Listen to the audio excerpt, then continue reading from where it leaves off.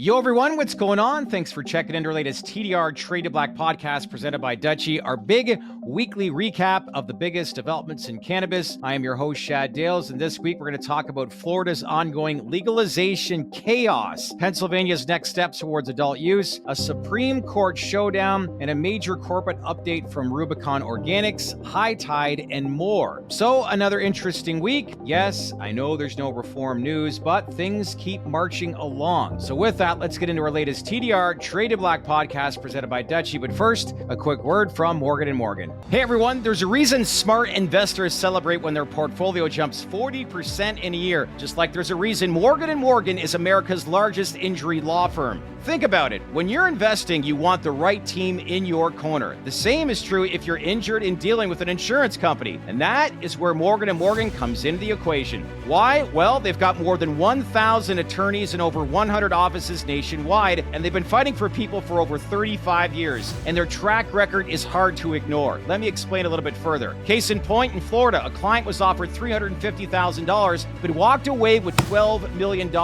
In Pennsylvania, another client, they turned $650,000 offer into $26 million. That's a 40x return. So in total, Morgan & Morgan, they've recovered more than $25 billion for over 500,000 clients. So really, when you hire him, it's like bringing in a legal army that has your back. Because if you're injured due to someone else's negligence, you deserve to be paid. And let's be honest, not all law firms are created equal. But with Morgan & Morgan, their fee is free unless they win. You can start your claim right now by clicking the link in the description below or by scanning this QR code on your screen with your phone. At the end of the day, if you want what you deserve, make sure you go in with the right team by contacting Morgan & Morgan today. Now, let's get back to the rest of our video. All right, let's now talk cannabis. Let's first up talk about Florida's cannabis drama and how it is back for another round. Trulieve, the state's biggest operator, spent $26 million supporting Smart and Safe Florida, a campaign to get adult use legalization on the 2026 ballot. But yes, Governor Ron DeSantis is again pushing back. State election officials recently ordered counties to invalidate 200,000 verified signatures, claiming organizers failed to mail voters the full amendment text.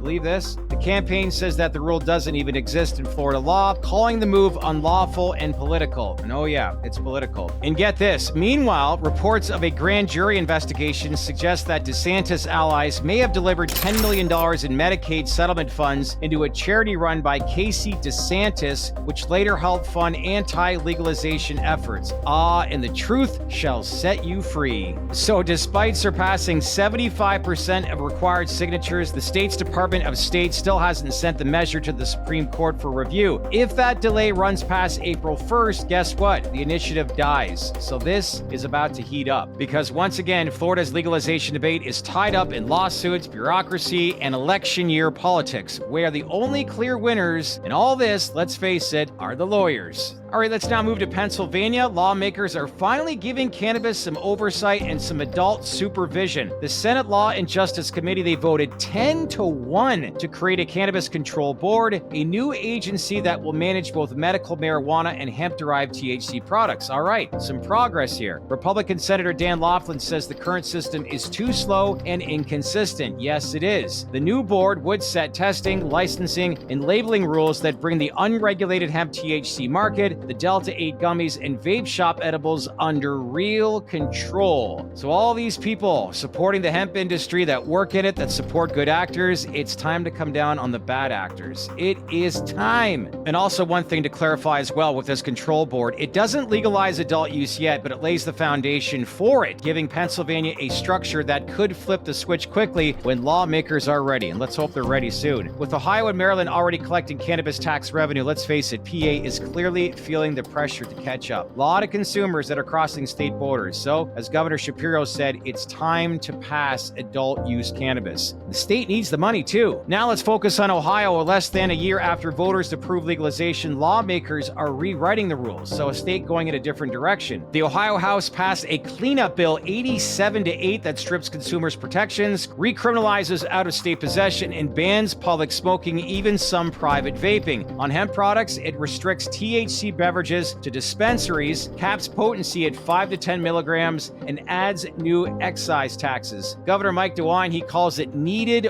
or border. Critics call it voter sabotage, and I can see why. Either way, Ohio's framework could soon be one of the most confusing in the country, legal on paper but restricted in practice. Don't understand what's going on in Ohio, other than the fact that the numbers are actually growing. So why are we trying to rewrite this stuff? You got me. Next up, the U.S. Supreme Court. They're going to hear the U.S. versus Hamani, deciding whether banning gun ownership for marijuana users violates the Second Amendment. This is groundbreaking, and here's why. Federal law bars anyone using an unlawful substance from owning a firearm, even in legal cannabis states, which some of you are aware of. With the lower court split, this case could set a national precedent, and it could. If the justices strike down the bill, millions of legal consumers regain gun rights. If they uphold it, then Washington's authority over cannabis users only grows. So either way, the decision will ripple across both gun and cannabis policy across the country. Something to keep an eye on here, because if they don't uphold it, this is a big turning point for the industry. All right, let's now focus on the business side of things. Rubicon Organics trades on the TSXV under the ticker symbol ROMJ. They just received its Health Canada cultivation license for the new Cascadia facility in Hope, BC, marking a big step forward. The 47,500 square foot site adds 4,500 kilograms of capacity, a 40% boost, bringing total output to about 15,500 kilograms a year. And oh, do I smell some quality going on in BC with that announcement. Their CEO, Margaret Brodie, calls it a transformational step that will let Rubicon meet demand for its organic premium flower and open the door to international exports in 2026. The company also renamed its facilities. Delta now becomes Pacifica, and Hope becomes Cascadia, reinforcing its coastal identity and sustainability message. So really, while many Canadian LPs are chasing volume, as we've said many times, Rubicon is chasing quality and profitability, aligning perfectly with consumer trends towards premium and organic products. So the bottom line in all this, Rubicon's expansion shows discipline, maturity, and a clear growth pathway when most of the sector is contracting. If you want to learn more, hop onto our live stream tomorrow at 4 o'clock. We'll have CEO Margaret Brodie on to talk more about this. Next up, High Tide trades on the NASDAQ under the ticker symbol HITI. Just marked 7 years of adult use legalization and 4 years since launching its Canna Cabana discount club model, the strategy that's powered its rise. Membership has exploded 800% to 2.2 million, marking up over 90% of in-store sales across 210 locations. Big footprint across Canada. Also, the Club Elite paid tier now counts 120,000 members, turning discounts into a reoccurring revenue machine. According to Rebel and Thorn Retail Insights, 29% of Canadian consumers recognize the Canna Cabana brand, and nearly half of daily users shop there most often, and they double, and that doubles the national average. CEO Raj Grover says the model remains resilient and profitable while competitors shrink. Moving forward, High Tide is now targeting 3 million members and 350 stores nationwide. So you think 210's a lot. So the bottom line here is High Tide isn't just surviving Canada's retail crunch. It really is defining what sustainable cannabis retail could look like. Job well done by Raj Grover and team. Hey, focus on one thing and do it really, really well, and the rest will come. And that's clearly the case for High Tide and has for many years. They know retail. Next up, keeping on the Canadian train is Village Farms, trades on the NASDAQ under the ticker symbol VFF. It introduced a one-way aroma valve in its Pure Sun Farms flower packaging that'll let consumers smell the product without actually opening it. This is interesting. And it's really a clever nod to old school cannabis culture and another reminder that retail experience definitely still matters. You can smell but not open it. Not a bad idea. Next up in news is Fluent Corp, which trades on the CSC under the ticker symbol FNT.U. They rebranded its Manhattan and White Plain dispensaries, unifying its New York footprint after the Riv Capital acquisition. And meanwhile, Planet 13, they opened up a new store in Pace, Florida, extending its reach across the Panhandle as it builds for eventual adult use sales. Let's get these signatures in place, right? Companies like this, they need it. And that's not to point out them and just saying, we need adult use in Florida. And finally, Señorita, the zero-proof THC margarita brand, just landed in nearly 900 Circle K stores across Florida, one of the largest retail rollouts yet for hemp-derived beverages. The 5 and 10 milligram cans deliver the cocktail buzz without alcohol, a booming category regulators are now scrambling to address. Spoke to a number of people that actually work for Jack Daniels over the weekend, and guess what they said? Times are tough right now for their company.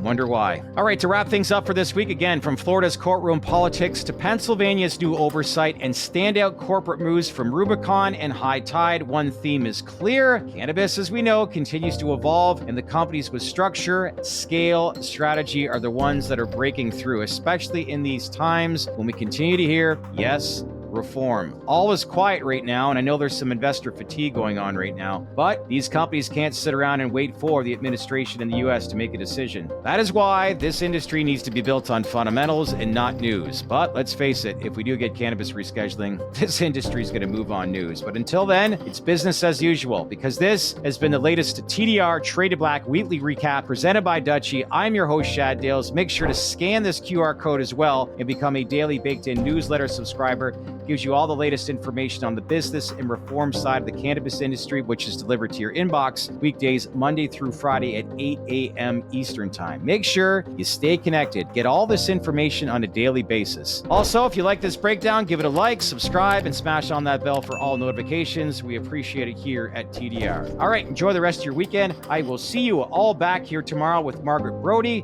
from Rubicon at 4 o'clock at our live stream, as well as Michael Bronstein from Attach for our weekly Insider's Edge segment to talk about the latest, and yes, some of the stuff regarding PA and what it might mean for the chances of adult use passing. Until then, like I said, stay open-minded, stay connected, and I'll see you in the next TDR Trade to Black podcast. Enjoy your weekend, everyone. So long.